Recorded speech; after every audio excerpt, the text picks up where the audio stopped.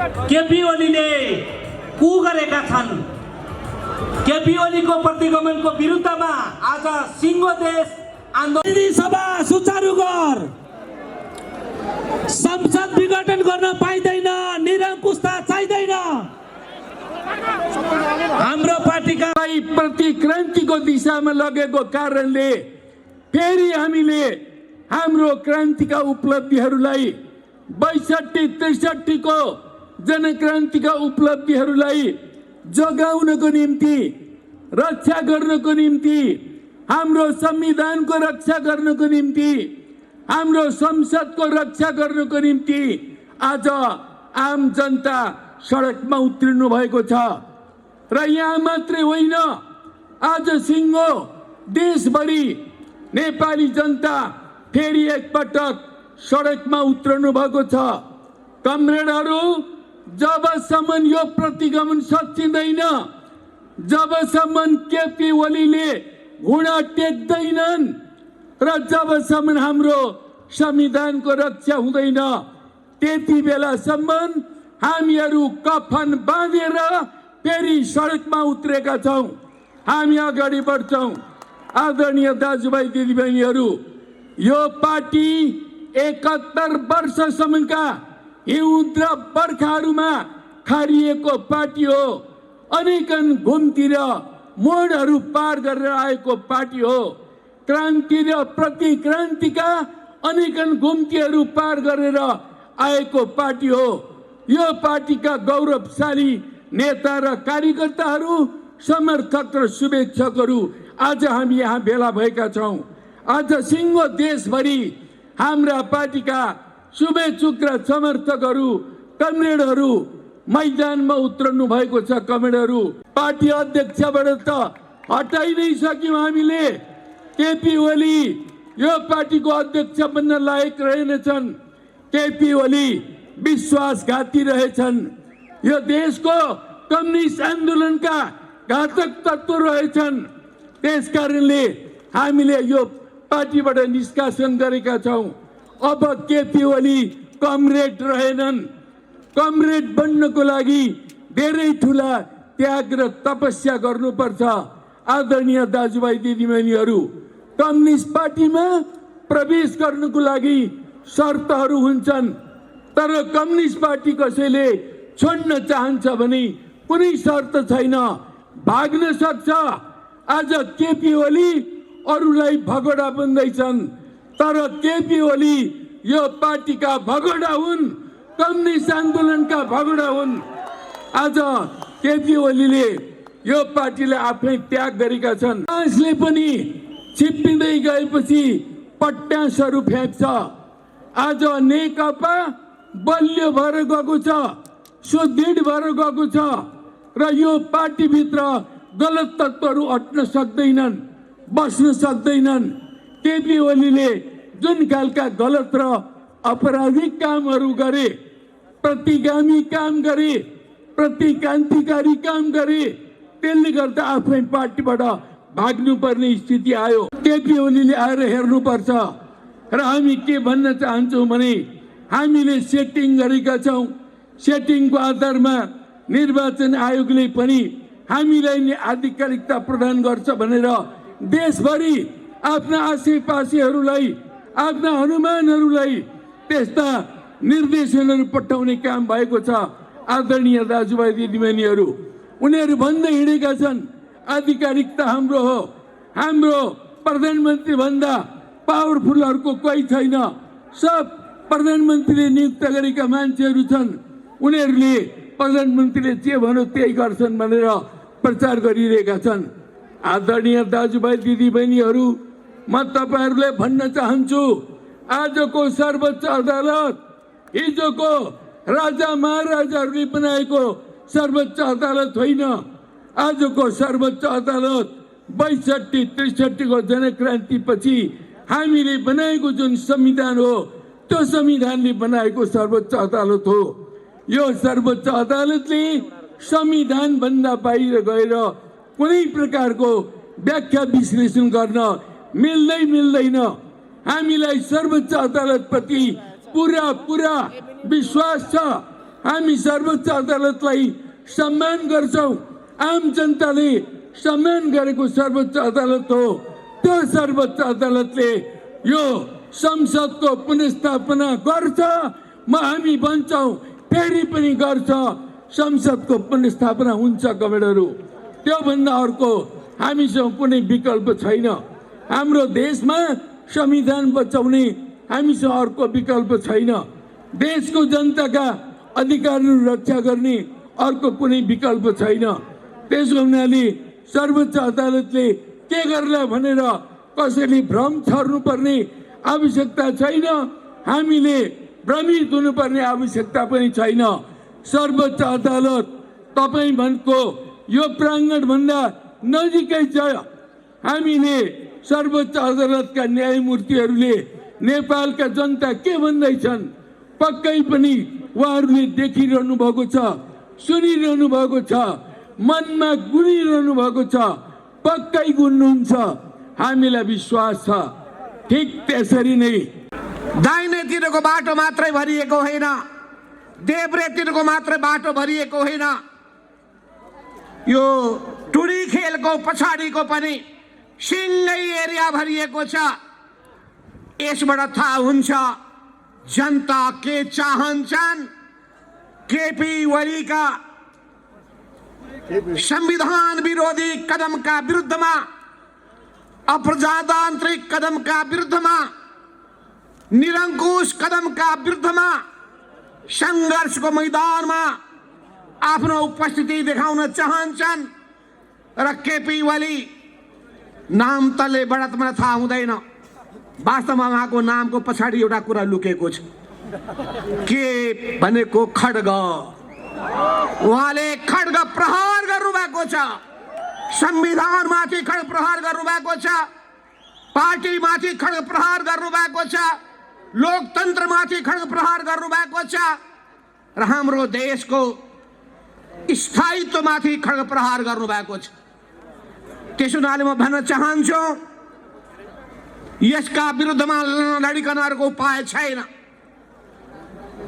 त्यसो हुनाले यहाँ उपस्थित भएका सम्पूर्ण आदरणीय जनसमुदायहरू, तपाईहरुको यो विशाल उपस्थितिका लागि, तपाईहरुको जुझारु भावनाका लागि तपाईहरुलाई हाम्रो पार्टीको तर्फबाट क्रान्तिकारी लाल सलामको अभिवादन गर्न चाहन्छु। अब हामी उहाँलाई कम्युनिस्ट पार्टीको सदस्य पनि हुन लायक नभएको हुनाले अनुशासनको कारबाही गर्नका लागि स्पष्टीकरण सोधेका छौं।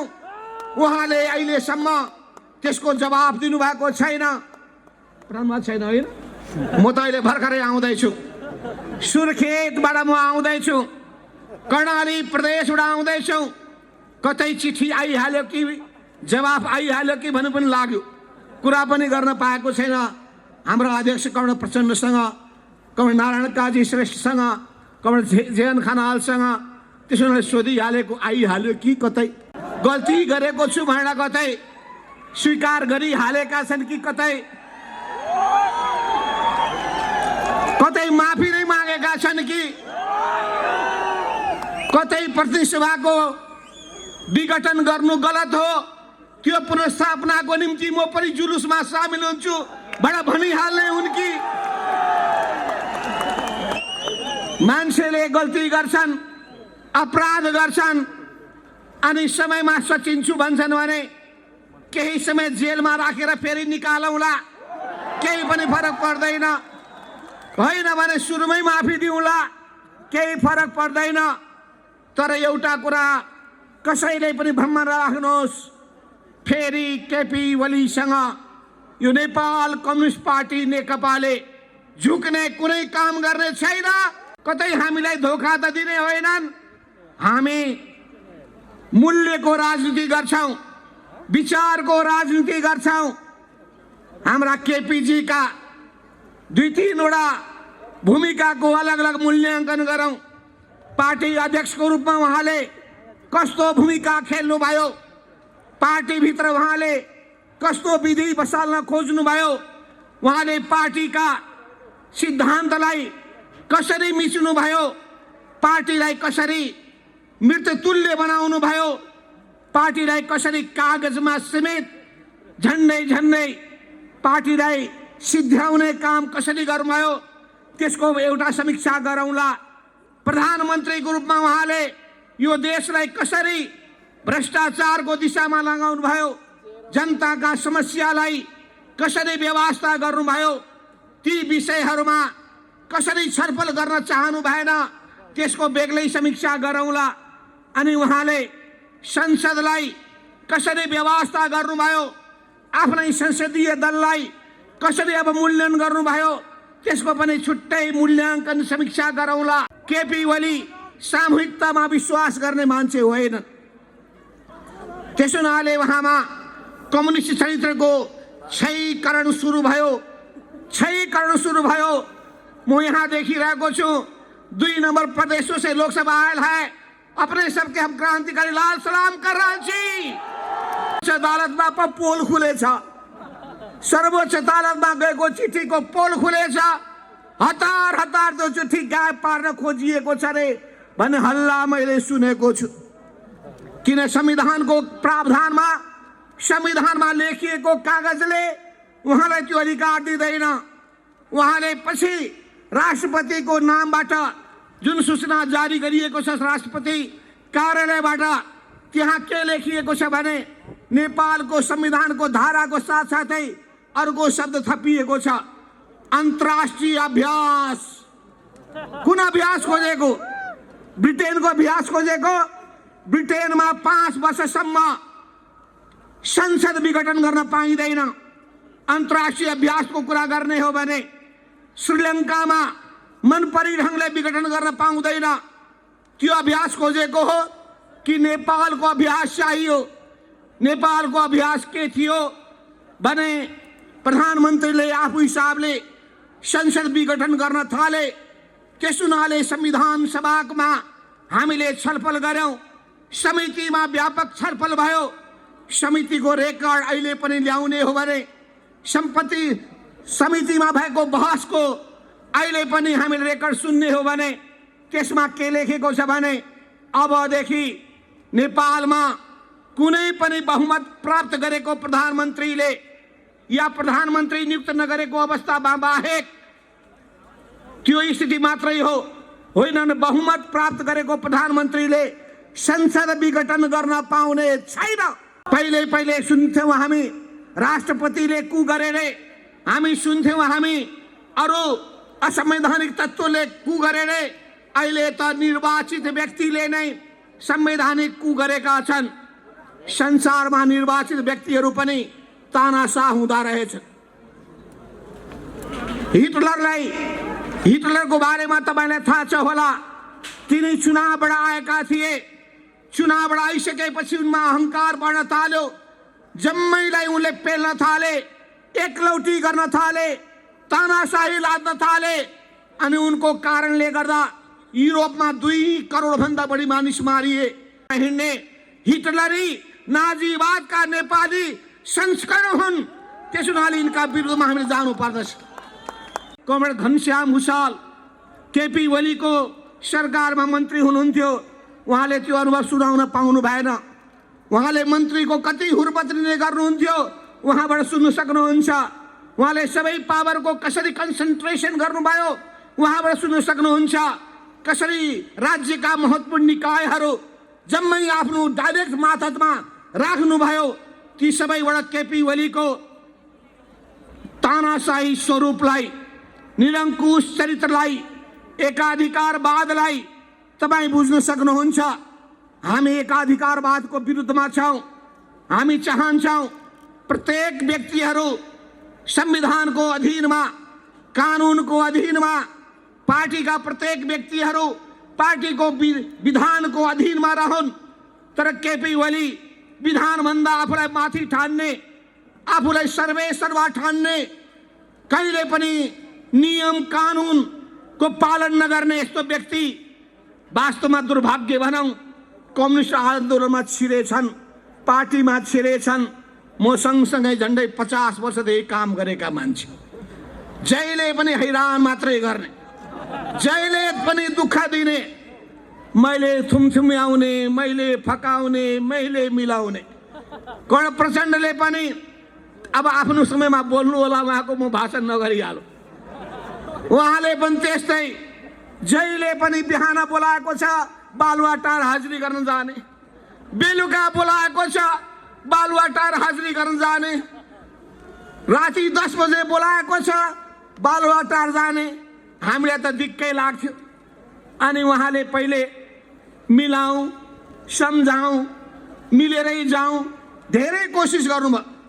हामीले पनि धेरै कोसिस गर्यौं, तर उहाँको आदेश पालन नगरेसम्म उहाँ नमान्ने र आदेश पालन गर्न लगाउने र आदेश पालन नगर्दाखेरि उहाँले पार्टी सिस्टम जम्मै भत्काउने काम गर्ने।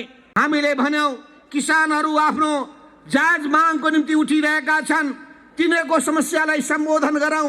हामीले भन्यौं बेरोजगार युवाहरू छन्, रोजगारीको व्यवस्था के गर्न सकिन्छ त्यसबारेमा छलफल गरौं। हामीले भन्यौं विदेशमा बस्ने नेपालीहरूको बिजोग भइरहेको छ, त्यसबारेमा छलफल गरौं। केपी ओली कुनै पनि कुरामा छलफल गर्न तयार हुनु भएन। उहाँ अत्यन्तै एकलौटी ढंगले चल्न चाहने मान्छे, प्रशंसाको भोग राख्ने मान्छे, यस्तो मान्छेबाट हामी आजित भइसकेका थियौं, हैरान भइसकेका थियौं। तपाईले एक घटना सम्झिनुहोस्। बैठक कुरेर बसेका छौं हामी। अब ओलीजी आउलान आउलान आउलान भन्यो, ओलीजीले त्यहीँबाट आदेश दिन्छन्। अब बैठक, आजको बैठक सिधै क्यान्सल भएको छ, बैठक बस्दैन। आदेश आदेश सारा नेता बसेका छन्, स्थायी कमिटीका नेताहरू। बैठक उनले खारेज भनेपछि खारेज हुने, उनले बस्ने भनेपछि बस्ने, अनि प्रचण्ड गभर्नमेन्ट फेरि कुद्दै जाने। उहाँको निवासमा उहाँको ओछ्यानमा गफ गरेर बसिरहनुहुन्छ, तर बैठकमा आउन तयार हुनुहुन्न। त्यसो हुनाले हामीले उहाँले प्रचार गरे जस्तो यो कुर्सीको लडाईँ झगडा गरेका होइनौं। उहाँले प्रचार गरे जस्तो यो कुर्सीको तानातान होइन। उहाँले झुक्क्याउनका लागि भने जस्तो मलाई घेराबन्दीमा गरे, मलाई अप्ठ्यारो पारे, मेरो हुर्मत लिए, मलाई काम गर्न दिएनन्, मेरो हात खुट्टा बाँधे, यो सबै गलत कुरा हो। उहाँले राम्रो काम गर्दाखेरि हामीले राम्रो भनेका छौं, नराम्रो कामले गर्दा जनतामा धेरै आलोचना आएपछि हामीले भन्यौं कि जनताका कुरा सुनौ, जनताको आलोचना सुनौ, जनताको भनाई सुनौ, अनि विरोधीले पनि राम्रो कुरा भन्छ भने त्यसलाई पनि ध्यान दिउँ। यिनै कुरा उहाँलाई पचेन, यिनै कुरा उहाँले पचाउन सक्नु भएन। अनि उहाँले देख्नुभयो कि अब उहाँले मन परी काम गर्नका लागि अब छुट पाउने अवस्था छैन। सबैले बुझ्न थाले पार्टीभित्र थोरै मान्छे त उहाँका आसेपासे पनि छन्, तर अधिकांश मान्छे बिस्तारै उहाँको भ्रमबाट मुक्त भए। 441 जनाको केन्द्रीय कमिटीभित्र 300 भन्दा बढी व्यक्तिहरू उहाँको रवैयाबाट आजित भए।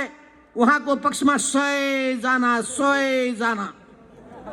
अब 100 जना उहाँको पक्षमा, त्यो धेरै हो कि 300 धेरै हो? 300 बढी हुन्छ कि 100 बढी हुन्छ? केपी ओलीसँग पार्टीमा बहुमत भएन। यदि साँच्चै पार्टीको व्यवस्था मान्ने, लोकतन्त्रको मूल्य र मान्यता मान्ने, जनवादी परम्परालाई, जनवादी केन्द्रीयताको सिद्धान्तलाई मान्ने हो भने उहाँले जब आफ्नो पक्षमा बहुमत छैन भने पार्टीको अध्यक्ष पदबाट खुरुक्क राजीनामा दिनु पर्थ्यो। जब संसदको बहुमत उहाँको पक्षमा छैन भने, किनभने प्रतिसभाको 173 जना सदस्य मध्ये 93 जना मान्छे उहाँका विपक्षमा उभिसकेपछि, अनि सिङ्गो संसदमा प्रतिपक्षी पार्टीहरू पनि विरुद्धमा उठिसकेपछि, उहाँको विपक्षमा अत्यधिक बहुमत भइसकेपछि उहाँले नैतिकताको आधारमा पनि राजीनामा दिनु पर्थ्यो। महाधिवेशनको बेलामा केपी ओलीले अनेक जाल झेल तिगडम गरेर जितेको मान्छेलाई पनि हराएर फेरि नयाँ काउन्टिङ सुरु गरेर हराएको तपाईँलाई थाहा छ। तर पनि त्यो पीडा हामीले सयौँ हामीले पार्टीको निम्ति जम्मै कुरालाई मनमा राखेर चल्यौं। तर पनि केपी ओली सुध्रिएनन्। पार्टी एकता भइसकेपछि अब नयाँ बाटोमा जाउँला भन्ने हामीले सोच्यौं। त्यही संकल्पका साथ दुईटा ठुला पार्टीहरू एकताबद्ध भएर अगाडि बढ्यौं। तर उहाँले कसैको पनि मर्यादा राख्नु भएन। बराबरीको हैसियत दिएका कमल प्रचण्डलाई उहाँले हुर्मत लिनुभयो। 2 नम्बरको अध्यक्ष भन्दै उपाध्यक्ष भन्दा बढी होइन भनेर उहाँले अपमान गर्नुभयो। सहमति के भएको थियो भने दुईटैको हैसियत बराबर, अनि सरकार आधा पालो, आधा समय केपी ओली प्रधानमन्त्री हुने, आधा समय प्रचण्ड प्रधानमन्त्री हुने, अनि एउटा बैठकको अध्यक्षता प्रचण्डले गर्ने, उहाँको 1 नम्बर नाम हुने, अर्को बैठकको अध्यक्षता केपी ओलीले गर्ने, उहाँको 1 नम्बर नाम हुने। तर केपी ओलीले यसको पालन गर्नु भएन। सुरुदेखि नै उहाँका सबै काम क्रियाकलापहरू, सुरुदेखि उहाँका सबै व्यवहारहरू अत्यन्तै आपत्तिजनक थिए, बेठिक थिए। त्यही पनि हामीले सुध्रिन्छन् कि भनेर कोसिस गऱ्यौं, तर सुध्रिएनन्। त्यस हुनाले वास्तवमा हामीले आफ्नो तर्फबाट कति प्रयास अझै गर्नु पर्दथ्यो, पर्दैनथ्यो, कुन ठाउँमा त्रुटि भयो यो पनि समीक्षा गर्नु पर्दछ। कतिपयले मलाई दोष दिन्छन्, तपाईले गणतन्त्र विरोधी मान्छेलाई गणतन्त्र आइसकेपछि बनाइदिनु भयो प्रधानमन्त्री, त्यसैले केपी को फुर्ती बढ्दै गयो। त्यो गल्तीलाई म पनि स्वीकार गरौँला। वास्तवमा केपी सुध्रिएलान् कि भनेर मैले अवश्य पनि धेरै कोसिस गरेको हुँ, त्यसको समीक्षा पनि गरौँला। तर अहिले समस्या कहाँ आएको छ भने सिङ्गो देश सङ्कटमा परेको छ। सम्पूर्ण शहीदहरूका आदरणीय परिवारजनहरू, बेपत्ता योद्धाका सबै आदरणीय परिवारजनहरू र घाइते अपाङ्गका परिवारजनहरूप्रति पनि हार्दिक सम्मान प्रकट गर्न चाहन्छु। मैले शान्ति प्रक्रियामा आए यता र खास गरी शान्ति सम्झौता वरिपरि अनि 62-63 को जनआन्दोलनमा यति विशाल जनसागर एकैचोटि काठमाडौँमा देखेको थिएँ। आज झन्डै 12-14 वर्षपछि आज फेरि त्यसरी नै जनसागर काठमाडौँका सडकमा उत्रिएको छ। म एकचोटि तपाईँ सबै जनसमुदायलाई फेरि पार्टीको तर्फबाट, मेरो तर्फबाट क्रान्तिकारी अभिवादन भन्न चाहन्छु। तपाईहरुप्रति हार्दिक सम्मान व्यक्त गर्न चाहन्छु। यो जनसागर जो उत्रेको छ 12-15 वर्षपछि फेरि एकचोटि काठमाडौँका सडकहरूमा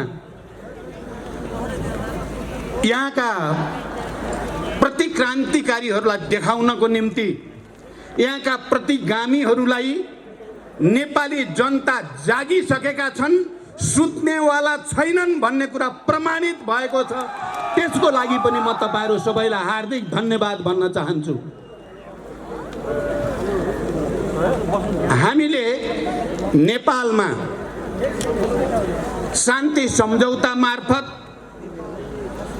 संविधान सभा मार्फत, संघीय लोकतान्त्रिक गणतन्त्रको घोषणा मार्फत र अनि संघीय लोकतान्त्रिक गणतन्त्र अन्तर्गत 3 तहको निर्वाचन सम्पन्न गरेर नेपाली जनता विश्वकै नजरमा निकै सम्मानित भएको महसुस गरेका थियौं र हामीले त्यो परिवर्तन, विद्रोह गरिरहेको, युद्ध गरिरहेको शक्ति र आन्दोलन, जनआन्दोलन, शान्तिपूर्ण जनआन्दोलन गरिरहेको शक्तिहरूको बीचमा निरङ्कुशताका विरुद्ध, सामन्ती तत्त्वहरूका विरुद्ध, तानाशाहीका विरुद्ध, नेपालका श्रमजीवी जनतालाई अन्याय अत्याचार गर्ने शासकहरूका विरुद्ध एउटा संयुक्त मोर्चा बनाएर हामीले आन्दोलित भएका थियौं र काठमाडौँका सडकमा जनताको सागर उर्लेर त्यो ऐतिहासिक आवश्यकता पूरा गरेका थियौं। तर आज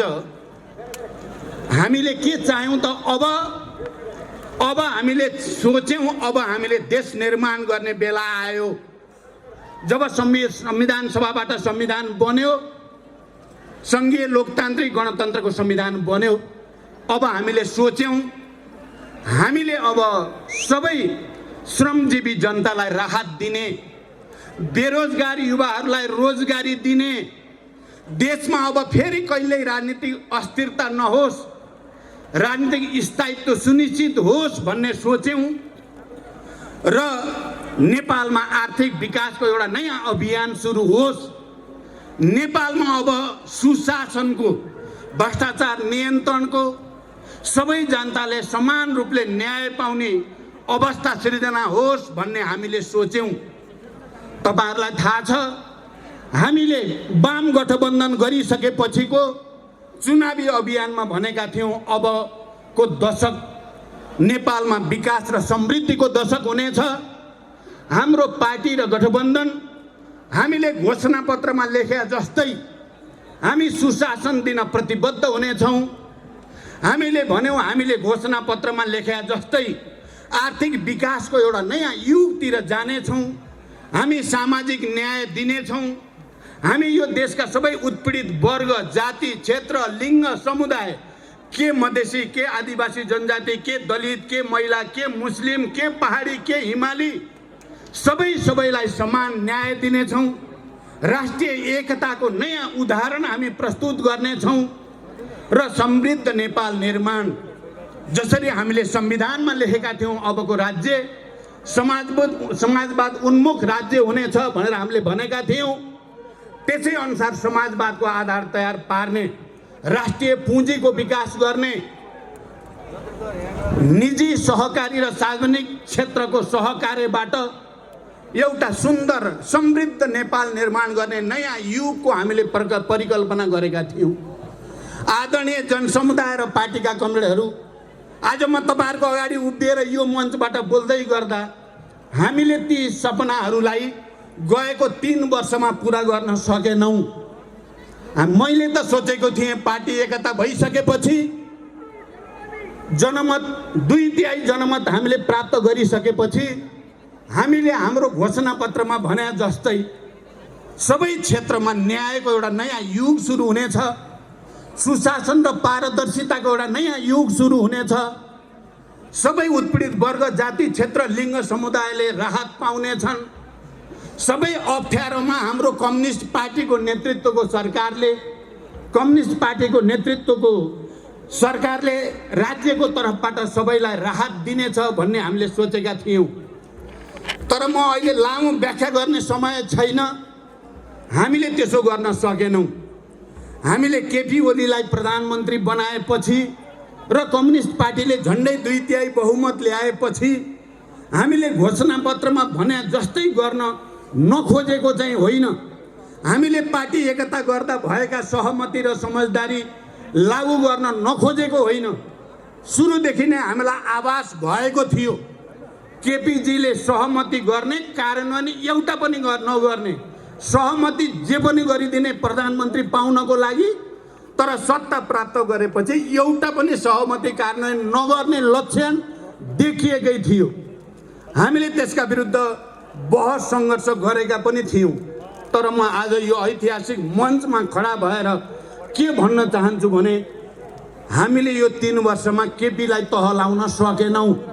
देशको संविधानै नमान्ने, सङ्घीय लोकतान्त्रिक गणतन्त्रै नमान्ने र विध्वंसतिर जाने जो काम भयो, हामीले अब केपी ओलीलाई मात्रै दोष दिएर हामी चोखै हुन्छौँ जस्तो मलाई लागेको छैन।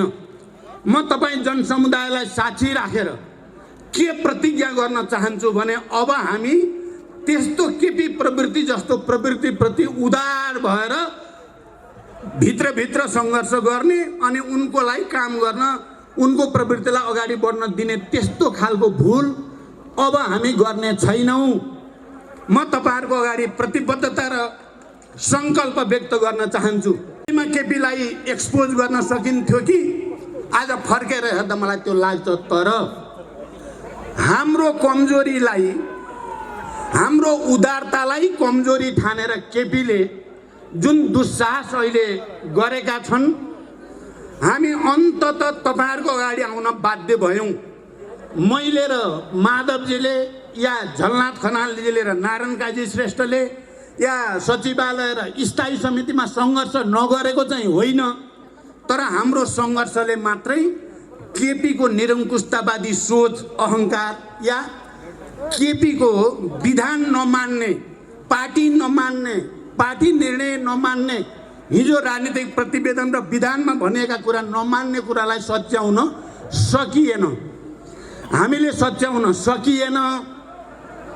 हाम्रा पनि समीक्षा गर्नुपर्ने भयो, तर हामी राष्ट्रप्रति इमान्दार छौँ। हामी तपाईँ जनसमुदायप्रति इमान्दार छौँ। हामी तपाईँहरूकै छोराछोरीको हैसियतले हामी गलत सम्झौता गर्नुभन्दा प्रतिगमनका विरुद्ध, प्रतिक्रान्तिका विरुद्ध जनसमुदायमा जानु, किनकि यो परिवर्तन जनताले ल्याएको हो। सङ्घीय लोकतान्त्रिक गणतन्त्र जनताको बलले आएको, हामी जनतामै जानुपर्छ भएर आज हामी फेरि तपाईँहरूलाई गुहार भन्न आएका छौँ। तपाईँहरूको यो अपार जनसागरले के साबित गर्यो भने नेपाली जनताको सैद्धान्तिक राजनीतिक जागरण, नेपाली जनताको चेतना, नेपाली जनताको प्रतिक्रान्ति विरोधी विद्रोही भावना घटेको छैन। जुनसुकै किसिमको प्रतिगमनलाई परास्त गर्नको लागि नेपाली जनता अहिले पनि उत्तिकै दृढ छ जति ६२-६३ को जनआन्दोलनमा थियो भन्ने देखिएको छ। यो व्याख्या गर्ने समय छैन। गहिरोमा के भन्न चाहन्छु, उनले संसद गर्नै नपाइने, संविधानमा हुँदै नभएको अधिकार प्रयोग गरेर विघटन गरेको संसद मात्रै होइन आदरणीय जनसमुदाय। उनले विघटन गरे संविधानलाई, उनले विघटन गरे सङ्घीय लोकतान्त्रिक गणतन्त्रलाई। त्यति मात्रै होइन, सङ्घीय लोकतान्त्रिक गणतन्त्र र संविधान सभाको संविधान नेपालको ऐतिहासिक शान्ति प्रक्रियासँग पनि जोडिएको छ। केपी ओलीले शान्ति प्रक्रिया पनि विघटन गर्न चाहेका छन्। खबरदार केपी प्रवृत्तिहरूलाई शान्ति प्रक्रिया विघटन गर्ने, सङ्घीय लोकतान्त्रिक गणतन्त्र विघटन गर्ने, संविधान विघटन गर्ने तानाशाहहरूलाई नेपाली जनताले छुट दिने छैनन्। आजको यो विशाल उपस्थिति त्यसको प्रमाण हो। आज देशैभरि जुन जागरण जनतामा देखिएको छ प्रतिगमनका विरुद्ध, प्रतिक्रान्तिका विरुद्ध, निरङ्कुशताका विरुद्ध र तानाशाहीका विरुद्ध, यसले देखाएको छ नेपाली जनता शान्ति, संविधान, लोकतन्त्र, गणतन्त्र र अनि विकास र समृद्धिको निम्ति आज पनि त्यत्तिकै जागरुक छन्, त्यत्तिकै प्रतिबद्ध छन्। तेस्रो म के भन्न चाहन्छु भने अहिले यो विघटनका विरुद्ध देशको कुनै पनि संविधानविद यो विघटन ठिक हो भन्ने मान्छे मैले चाहिँ देखाएको छैन। के हिजोका पूर्व प्रधान न्यायाधीशजीहरू, संविधानविदहरू, कानुनविदहरू, लेखक, कलाकार, बुद्धिजीवीहरू, साहित्यकारहरू, नागरिक समाज, मानवाधिकारवादी, सबै सम्पूर्ण पत्रकारहरू, मिडिया जगत सिङ्गै यो प्रतिगमनका विरुद्ध खडा भएको छ। सिङ्गै राष्ट्र खडा छ। हिजो ६२-६३ मा पनि नागरिक अगुवाहरूले खेलेको भूमिका इतिहासमा राम्रै स्थापित छ। अहिले पनि ती नागरिक अगुवाहरू यो प्रतिगमनका विरुद्ध खडा छन्। हिजो पत्रकारहरूले गणतन्त्रको पक्षमा, शान्ति प्रक्रियाको पक्षमा, शान्ति सम्झौताको पक्षमा र अनि संविधान सभाको पक्षमा पत्रकारहरूले खेलेको भूमिका इतिहासका अक्षरमा नमेटिने गरी लेखिएको छ। म के मात्रै भन्न चाहन्छु भने यो सिङ्गै राष्ट्र फेरि एकजुट भएको छ। सबै विवेकशील, इमान्दार, राष्ट्रभक्त सबै समुदायहरू एक ठाउँमा केन्द्रित भएको छ र यो प्रतिगमनका विरुद्ध खडा भएको छ। यो कुरा आइ नै सकेको छ। म त्यसलाई धेरै भन्न चाहन्न कि केपीजी र केपी नजिकका मान्छेहरूले हामीले सेटिङ मिलाइसकेका छौँ भनेका छन्। धेरै नै उनीहरूको सेटिङलाई जनताको तागतले त्यो सेटिङ भत्काएर नयाँ सेटिङ, जनताको पक्षमा सेटिङ खडा हुन्छ भन्ने विश्वास म व्यक्त गर्न चाहन्छु। आजको यो सागर र देशैभरि देखा परेको विरोध प्रदर्शनहरू सबै ठुला सहरहरूमा, माधवजीले अहिले भर्खरै भन्नुभयो, हिजो मात्रै सुर्खेतमा र अस्ति पोखरा अरू विभिन्न ठाउँ नेपालगञ्ज बर्दिया सबैतिर देशैभरि जनताको जो सागर देखा परेको छ यो आफैमा ऐतिहासिक छ र यसले त्यस्ता षड्यन्त्रकारी सेटिङ सिद्ध्याएर जनताको सेटिङ खडा हुँदैछ। जनताको सेटिङलाई कसैले नि भत्काउन सक्दैन। तर म के भन्न चाहन्छु भने हामीले भनेका छौँ, हामी निर्वाचन आयोगमा नि पटक पटक गएका छौँ, भनेका छौँ हाम्रो भरोसा छ, हामीले अदालतप्रति भरोसा गरेका छौँ। यो सङ्घीय लोकतान्त्रिक गणतन्त्र पछिको संविधान सभाबाट बनेको संविधान पछिको अदालत हो, निर्वाचन आयोग हो, संवैधानिक आयोग हो। केपीको सनकको भरमा उनको निरङ्कुशतालाई कसैले पनि साथ दिन्छ भनेर हामीले भरोसा गर्दैनौँ। तर आज काठमाडौँका सडकमा उर्लेको जनसागर हाम्रो अदालतले पनि राम्रै देखेको छ, देख्छ। हाम्रो निर्वाचन आयोगले नि राम्रै देखेको छ, देख्छ। किनभने कुनै पनि ऐतिहासिक फैसलामा जनताको मानसिकता के छ, मनोविज्ञान के छ, जनताको भावना के छ भन्ने कुरा पनि एउटा महत्त्वपूर्ण फ्याक्टर हुने गरेको छ। त्यसकारण यो फ्याक्टरले जनताको जित सुनिश्चित गरेको छ भनेर म भन्न चाहन्छु। अझै पनि अदालतका पूर्व प्रधान न्यायाधीशहरू, न्यायाधीशहरू, वकिलहरूले यो प्रतिगमन नै हो, संविधानमा हुँदै नभएको कुरा गरियो भन्दा तिनीहरूलाई गाली गर्ने, प्रधान न्यायाधीशहरूले वक्तव्य दिँदा तिनलाई गाली गर्ने, पत्रकारहरूले सत्यको पक्षमा लेख्दा तिनलाई गाली गर्ने, तिनलाई दबाब धम्की दिने।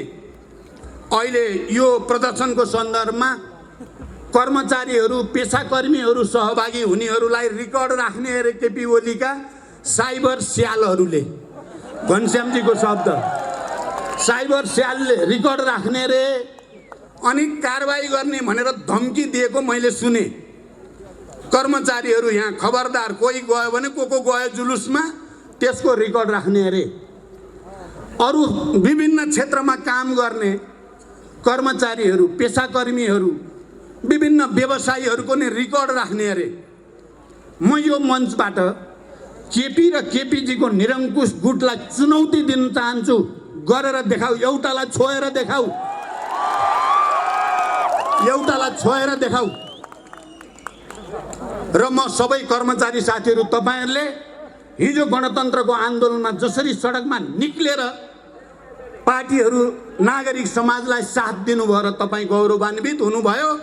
नडराउनुहोस्, तपाईँहरूलाई छिसिक्क रौँ मात्रै हल्ल्यो भने पनि त्यसको संरक्षण हामी गर्नेछौँ। भोलिको सरकार फेरि पनि जनताको सरकार हो, छिटै जनताको सरकार आउनेवाला छ। त्यो सरकारले कारबाही त केपी ओली र त्यसको निरङ्कुश गुटलाई गर्नेछ, कर्मचारी र वीरहरूलाई होइन, जो लोकतन्त्र र गणतन्त्रको पक्षमा, सामाजिक न्याय र समृद्धिको पक्षमा लडाइँ लड्नेलाई कारबाही। अनि संविधान ध्वस्त पार्ने, गणतन्त्र ध्वस्त पार्ने, उनको पछि लाग्ने देख्नु भएको छ नि अनुहार तपाईँहरूले। उनको पछि लाग्ने भने हिजो ज्ञानेका जो मान्छे छन् ती मान्छे दौडिया छन् अहिले। तपाईँहरूले यो नि थाहा पाउनु भएको छ नि केही केही। हिजो पूर्व माओवादी भनेका फुट्ने, आउने जाने, आउने जाने गरेका केही चाहिँ अहिले खरानी घसेर चिन्नै नसक्ने भएको छन्। केपी के ओरिजिनल केपीका चाहिँ साइबर स्याल भन्दा यी भगौडाहरू चाहिँ त यति धेरै खरानी घसेको देखेर मलाई त लाजै लागेको छ। त्यसकारण यो चल्नेवाला छैन। कर्मचारी साथीहरू, तपाईँ ढुक्क भएर अगाडि बढ्नुहोस्, हामी हिसाब राख्छौँ। केपीले राखेको हिसाब मिल्नेवाला छैन, केपीले राखेको हिसाबको केही अर्थ हुनेवाला छैन। जो निरङ्कुशताका विरुद्ध गणतन्त्रका पक्ष लडाइँ लड्छ महान त्यही हुन्छ। अहिले संविधानको पक्षमा, सङ्घीय लोकतान्त्रिक गणतन्त्रको पक्षमा जो लड्छ महान त्यही हुन्छ। हामीले खोजेको के छ त? अब म यही कुरा थोरै राखेर टुङ्ग्याउन चाहन्छु। हामीले पार्टी त्यस्तो बनाउन चाहेका छौँ जो सिद्धान्तमा आधारित होस्, मार्क्सवाद लेनिनवादमा साँचो अर्थमा आधारित पार्टी, त्यसको निर्देशनमा चल्ने पार्टी बनाउन चाहन्छौँ। हामी समाजवादप्रति इमान्दार, सामाजिक न्यायप्रति इमान्दार पार्टी बनाउन चाहन्छौँ। हामी जनवादी केन्द्रीयतामा चल्ने पार्टी बनाउन चाहन्छौँ। हामी सङ्गठनात्मक विधि पद्धतिमा चल्ने पार्टी बनाउन चाहन्छौँ। हामी नेपाली जनतालाई खुसी दिन, नेपाली जनता अझ श्रमजीवी जनतालाई राहत दिने सक्ने र त्यसको नेतृत्व गर्ने पार्टी बनाउन चाहन्छौँ। हामी सामाजिक न्याय सहित निजी सहकारीसँग राम्रो सहकार्य गरेर, सार्वजनिक क्षेत्रसँग सहकार्य गरेर समाजवादको नेपाली मोडेल बनाउन चाहन्छौँ। समाजवादको नेपाली मोडेल खडा गरेर विश्व सामु हामी देखाउन चाहेका छौँ। मैले जति बेला पार्टी एकताको प्रस्ताव लिएर, वाम गठबन्धनको प्रस्ताव लिएर तत्कालीन एमालेका अध्यक्ष केपी ओली कहाँ गएको थिएँ, मेरो सपना एउटा नयाँ नेपाल, अब संविधान बन्यो, सङ्घीय लोकतान्त्रिक गणतन्त्र भयो, निर्वाचन पनि अब सम्पन्न हुन लाग्यो, अब चाहिँ देशमा राजनीतिक स्थायित्व बनाउने, विकासतिर लैजाने कम्युनिस्ट पार्टीले नै त्यही गर्न सक्छ भन्ने विश्वास लिएर अग्रिम प्रधानमन्त्री केपी ओलीलाई दिएर गरे पार्टी एकता हो। प्रधानमन्त्री नदिए भए त हुने रहन्छ पार्टी एकता। उनलाई त प्रधानमन्त्री बाहेक केही चाहिए रहन्छ। अहिले मलाई पो भन्छन् उल्टो प्रचण्डलाई प्रधानमन्त्री चाहिए हुनाले किचलो गरेको भन्छन्। योभन्दा 8औं आश्चर्य मैले अरू केही देख्दिनँ। हिजो संविधान बनाउँदा होस् या, तर हाम्रो चिन्ता त यो देशलाई कसरी समृद्ध बनाउने, सुशासन दिने, नेपाली युवाहरूलाई कसरी रोजगारी सृष्टि गर्ने, उद्योग व्यवसाय फस्टाउने वातावरण कसरी बनाउने, राष्ट्रिय एकतालाई कसरी सुदृढ गर्ने, सबै जात जाति भाषा भाषी क्षेत्र समुदायलाई कसरी सामाजिक न्याय दिने, समावेशी समानुपातिक मान्यता अनुसार सबैको प्रतिनिधित्व सुनिश्चित गर्ने, हाम्रो त त्यहाँ चिन्ता हो। तपाईहरुले घोषणापत्र हेर्नुभयो भने यिनै कुरा लेखिएको छ। तपाईहरुले पार्टीको राजनीतिक प्रतिवेदन हेर्नुभयो भने यिनै कुरा लेखिएको छ। तपाईहरुले विधान हेर्नुभयो भने यिनै कुरा लेखिएको छ। तर केपी ओलीले एउटो पनि पालन गरेनन्। न सिद्धान्तको, न राजनीतिको, न संगठनको, न विधिको, न विकासको, निर्माणको, रेलको र पानी जहाजको हवाई कुरा गरेको छ। यहाँ चाहिँ कोभिड-19 कोरोनाले आक्रान्त नेपाली जनतालाई सबैलाई मिलाएर संरचना बनाऊ भन्दा व्यङ्ग कस्ने र त्यसैमाथि भ्रष्टाचार गर्ने अनि हावा कुरा गरेर नेपाली जनतालाई ठग्ने जो काम भयो, हामी त्यस्तो चाहदैनौँ। मैले तपाईहरुको अगाडि उभिएर नेपालभरि चुनावी अभियानको बेलामा भनेको छु, त्यो हामी अब जीवनको उत्तरार्धमा आइएको छ। 65-66 वर्ष पार भइसकेपछि त अब 8-10 वर्ष मात्रै हो हामीले सक्रिय जीवन बिताउने। मैले त भन्दा हिजो जनयुद्धको तयारी, जनयुद्ध, शान्ति प्रक्रिया, शान्ति सम्झौता, संविधान सभा, गणतन्त्र, यो सबैमा भूमिका खेल्ने अवसर प्राप्त भयो। लड्दै जाँदा धेरै क्षतिहरू भयो, धेरै शहीद भए, धेरै बेपत्ता भए, धेरै घाइते अपाङ्ग भए। गर्दै जाँदा आफ्नै घरभित्र पनि छोरा मरे, छोरी मरे। अब मेरो अगाडि के बाँकी रह्यो त जीवनको सपना भन्दा अब नेपाल र नेपाली जनतालाई सामाजिक न्याय दिने, समृद्धि दिने, नयाँ मोडेलको समाजवाद दिने मेरो बाँकी जीवन यसैको निम्ति समर्पित छ भनेको थिएँ। तर प्यारा दिदीबहिनी दाजुभाइहरू, यो केपी ओली भन्ने कस्तो जातका मान्छे फेला परे भने उनलाई अहिले 1 नम्बर अपराधी नेपालको प्रचण्डै हो भन्ने लाग्छ। र उनको मिसन, उनको अहिले एकमात्र मिसन के भएको छ? राजावादीसँग मिलेर होस्, दक्षिणपन्थीसँग मिलेर होस्, जोसँग मिलेर होस् प्रचण्ड सिद्ध्याउने अनि माधवजी र मेरो बिचमा फाटो पार्ने अनेक खालका केही छैन है, फाटो पार्ने अनेक षड्यन्त्रहरू भइराखेका छन्। मैले यो कुरा नजिकबाट हेरेको छु। माधवजीले भन्नुहुन्छ, आज चाहिँ अलि अर्को भाषामा भन्नुभयो, उहाँ मैले बालुवाटारमा पुच्छर सिधा गर्ने, केपीजीको पुच्छर सिधा गर्ने भनेर तेल लाको लाई गरे। तर अब त्यो पुच्छर के गरी सिधा हुने थिएन, सिधा भएन पनि। त्यो काम हामी सबैले पनि गर्न खोज्यौँ, हुने कुरा थिएन। त्यसकारण अन्ततः यो प्रवृत्तिका विरुद्ध सङ्घर्ष गर्नुको अर्को कुनै विकल्प थिएन र यो सङ्घर्ष गर्न हामी तपाईँहरूसँगै आउनु पर्थ्यो। तपाईँहरू बिना यो सफल हुने कुरा थिएन। हामी एक दुईजना नेता मात्रैले पुरा गर्न सकेनौँ। मैले यसमा आत्मालोचना गरि नै सकेको छु, तर जनता साथमा भइसकेपछि फेरि इतिहासको कुनै पनि तागतले हामीलाई हराउन सक्दैन।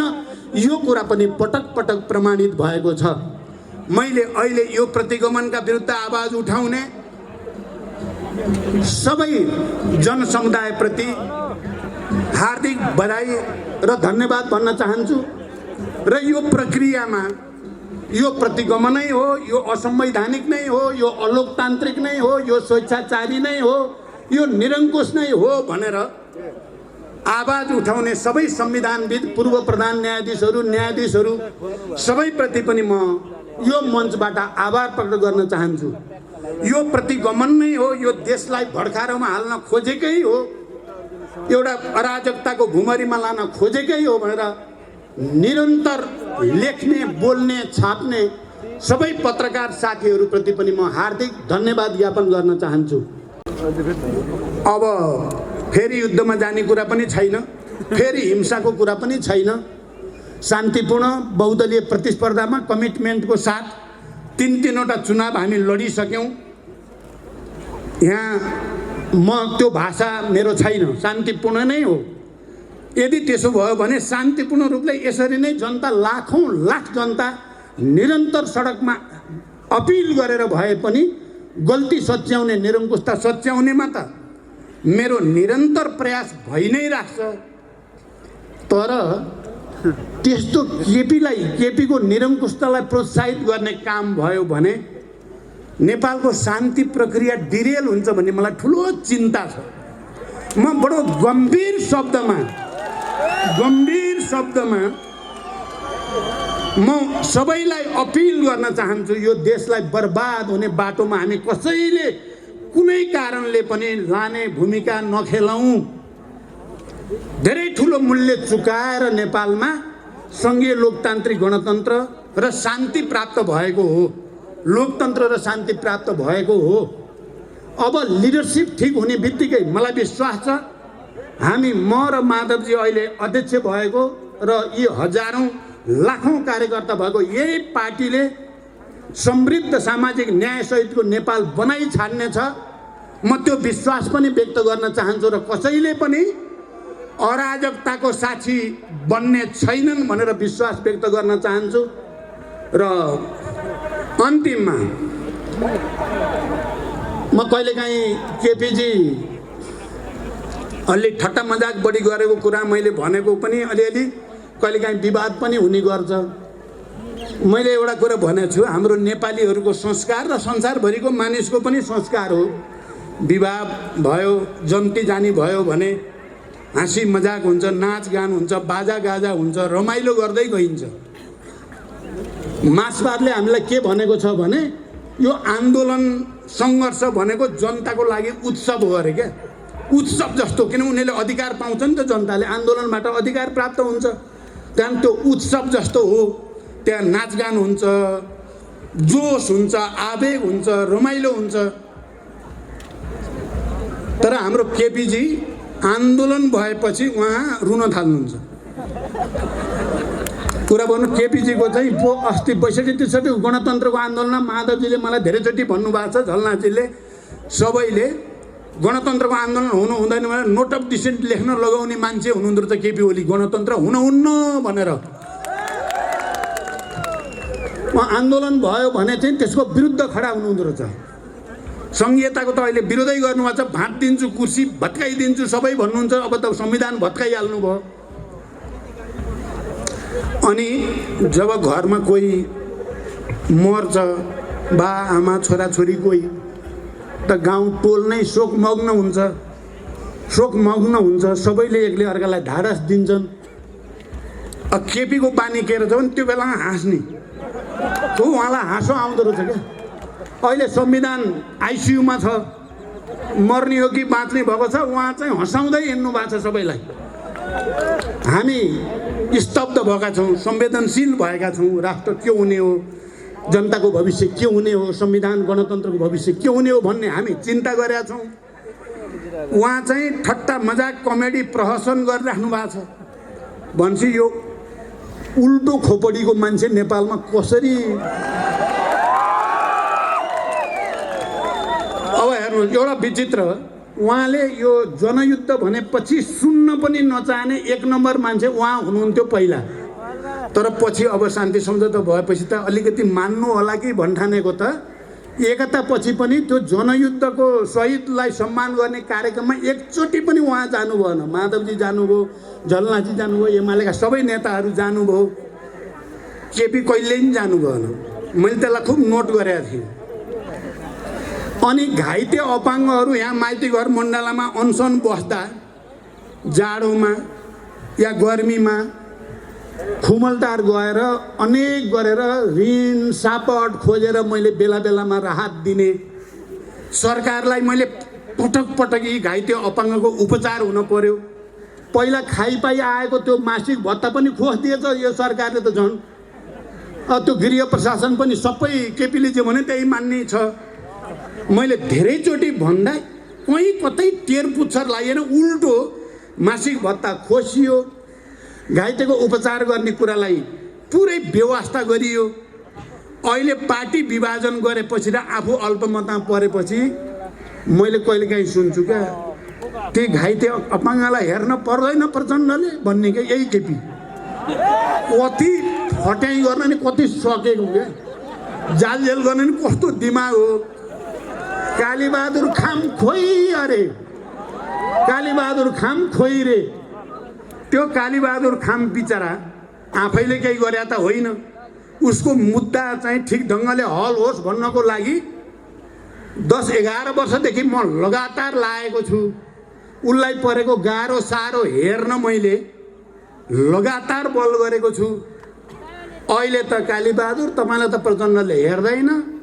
जनमुक्ति सेनाका कमान्डरलाई जसलाई मैले 10 वर्ष स्कुलिङ गरेर हुर्काएर माया गरेर विकास गरेर एउटा ठाउँमा पुर्याएको, ती मान्छेको चाहिँ अब केपीले संरक्षण गर्ने रे। आमाको दुध चुसेर भएन, बाउको घुँडो। योभन्दा लाजमर्दो अरू हुन्छ? प्रचण्डले जनमुक्ति सेना नहेर्ने रे केपीले, लाजै। त्यसो भएर जनमुक्ति सेनाका सबै कमान्डर योद्धा घाइते साथीहरू भ्रमित नहुनु होला। तपाईँहरूको रगत पसिना र बलिदानले नेपाललाई सङ्घीय लोकतान्त्रिक गणतन्त्र बनाउन ऐतिहासिक भूमिका खेलेको छ। इतिहासको स्वर्णिम अक्षरमा तपाईँहरूको नाम लेखिसकेको छ। त्यसलाई कालो पोत्ने काम हामी कोही नगरौँ, त्यसमा कालो पोत्ने काम नगरौँ। म यो अपिल पनि गर्न चाहन्छु र सबैलाई फेरि एकचोटि प्रतिगमनका विरुद्ध, असंवैधानिक र अलोकतान्त्रिक निरङ्कुश कदमका विरुद्ध एकजुट भएर अगाडि बढ्ने सबैलाई फेरि धन्यवाद दिँदै र हामी एउटा नयाँ पार्टी बनाउने